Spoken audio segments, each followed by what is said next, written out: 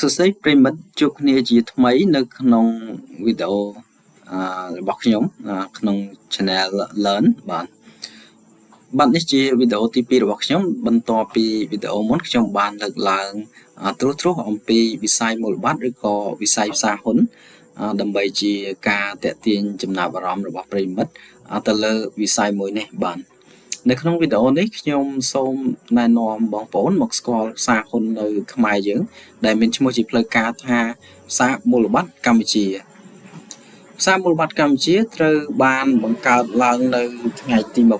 23ខែកុម្ភៈឆ្នាំ2010ដោយជាការវិនិយោគរួមគ្នារវាងក្រសួងសេដ្ឋកិច្ចហិរញ្ញវត្ថុនៃកម្ពុជាដោយកាន់កាប់ភាគហ៊ុន 55% និងក្រុមហ៊ុនសារហ៊ុនកូរ៉េរបស់កូរ៉េខាងត្បូងបាទកាន់កាប់ហ៊ុនគឺ 45% ដោយមុននឹងសម្រេចបាននៅការបង្កើតផ្សារមូលបត្រកម្ពុជាជាផ្លូវការនោះគឺតម្រូវឲ្យភាគីកម្ពុជាពោលគឺក្រសួងសេដ្ឋកិច្ចហិរញ្ញវត្ថុត្រូវបានធ្វើការរួមគ្នាជាមួយនឹងភាគីក្រុមហ៊ុនផ្សារហ៊ុនកូរ៉េខាងត្បូងជាច្រើនដំណាក់កាលនិងមានរយៈពេលច្រើនឆ្នាំផងដែរទម្រាំសម្រាប់បាននៅការសម្ពោធជាផ្លូវការនៅផ្សារមូលបត្រកម្ពុជានេះបាទតទៅនេះខ្ញុំបាទសូមលើកនៅប្រវត្តិនៃការបង្កើតផ្សារហ៊ុនខ្មែរជូនអ្នកស្ដាប់ដូចតទៅនៅដំណាក់កាលដំបូងគឺឆ្នាំ2000ខែវិច្ឆិកាឆ្នាំ2006បាទក្រសួងសេដ្ឋកិច្ចនិងហិរញ្ញវត្ថុនៃវិទ្យាចក្រកម្ពុជានិងក្រុមហ៊ុនសារហ៊ុនកូរ៉េបាទនៃសាធារណរដ្ឋកូរ៉េនឹងបានចុះហត្ថលេខាលើអនុសារណៈនៃការយោគយល់ស្ដីអំពីការអភិវឌ្ឍផ្សារមូលបត្រនៅកម្ពុជាបាទចូលដល់ជំហានបន្ទាប់គឺឆ្នាំបន្ទាប់មកឆ្នាំ2007នាយករដ្ឋមន្ត្រីបាទឥឡូវនេះ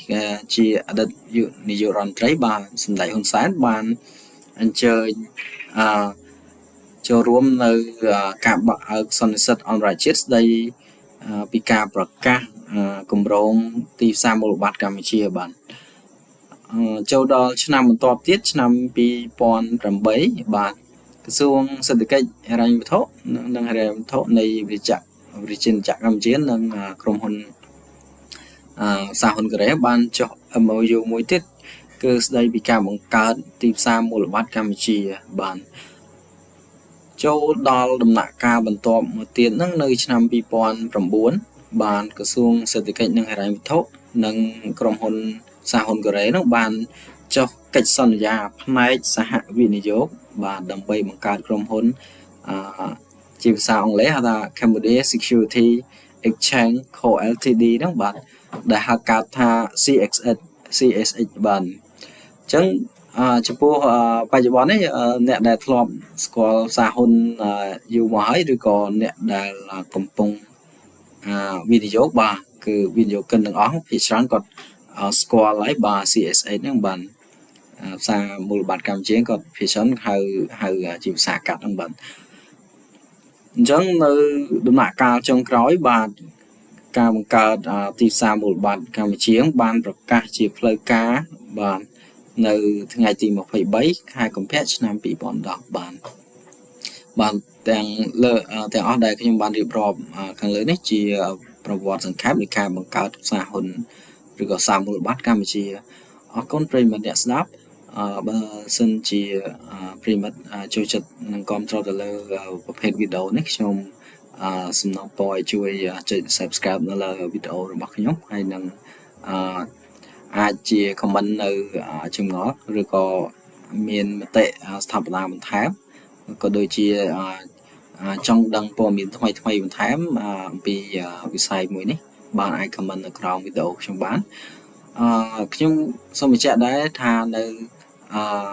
ប្រភេទវីដេអូនៃការផ្សព្វផ្សាយនិយាយពីសាសហ៊ុននៅស្រុកខ្មែរយើងមានអ្នកផលិតមាតិកាមួយចំនួនគាត់បានធ្វើរួចហើយដែរប៉ុន្តែគ្រាន់តែខ្ញុំចង់ចូលរួមជំរុញវាបន្ថែមដើម្បីឲ្យវិស័យផ្សារហ៊ុននេះវាកាន់តែរីកចម្រើនបាទដោយដែលខ្ញុំបាន ធ្វើនៅវីដេអូមុនហ្នឹងចឹងណាបាទវាដោយសារខ្ញុំមើលឃើញអំពីសក្តានុពលឬក៏អត្ថប្រយោជន៍ជាច្រើនចំពោះសេដ្ឋកិច្ចជាតិឬក៏សេដ្ឋកិច្ចបុគ្គលបាទចំពោះវិនិយោគិនគ្រប់រូបហ្នឹងចំពោះវិស័យហ៊ុននេះបាទអញ្ចឹងអរគុណច្រើនយើងនឹងជួបគ្នានៅវីដេអូក្រោយទៀតបាទ